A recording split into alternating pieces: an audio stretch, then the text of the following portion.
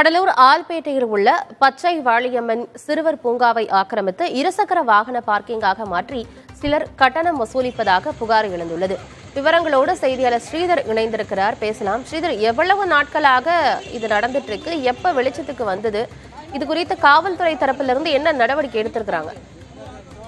இந்த தைப்பொங்கல் முடிந்து 5வது நாள் கடலூர் மாவட்டத்தை பொறுத்த வரைக்கும் இந்த தென்பெண்ணை ஆற்றில் ஆற்று திருவிழா என்பது வெகு விமர்சையாக நடத்தப்படும். இந்த வெகு விமர்சையாக நடத்தப்படும் இந்த ஆற்று திருவிழாவுக்கு இந்த தீர்த்தவாரிக்காக பல இடங்களிலிருந்து சாமி இங்கே கொண்டு வரப்படுவார்கள். ஒரே இடத்தில் நூற்றுக்கணக்கான சாமிகள் இங்கே வரும் காரணத்தால் பொதுமக்களோட கூட்டமும் பல ஆயிரக்கணக்கான கூட்டம் வந்து வருவார்கள். இதனால் இந்த பகுதியில் பச்சைவாழியம்மன் கோயிலுக்கு சொந்தமான சிறுவர் பூங்காவை சிலர் ஆக்கிரமித்து 2 சக்கர வாகனம் நிறுத்துமிடமாக மாற்றி வைத்து எந்த விதமான அனுமதி இல்லாமல் சட்டவிரோதமாக இது செயல்பட்டு வந்தது. பொதுமக்கள் மத்தியில் மிகப்பெரிய ஒரு எரிச்சல் உண்டாக்கியது.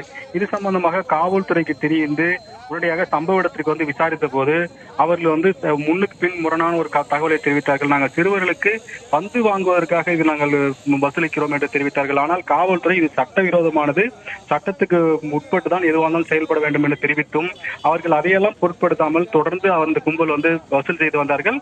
காவல்துறை அப்போது அங்கிருந்த முக்கியமான 2 நபர்களை ஆட்டோவில் காவல் நிலையத்துக்கு அழைத்து சென்று விட்டார்கள். அவர்கள் சென்ற பிறகும் அடாவடித்தனமாக அந்த பகுதியில் தொடர்ந்து இந்த 2 சக்கர வாகனத்திற்கு நிறுத்துவதற்காக 20 ரூபாய் பொதுமக்களிடம் அடாவடியாக வசூல் செய்யப்படுகிறது. அந்த பொதுமக்களுக்கு இடையூறு ஏற்படுத்தும் வண்ணமாக இவர்கள் தொடர்ந்து செயல்படுகிறார்கள்.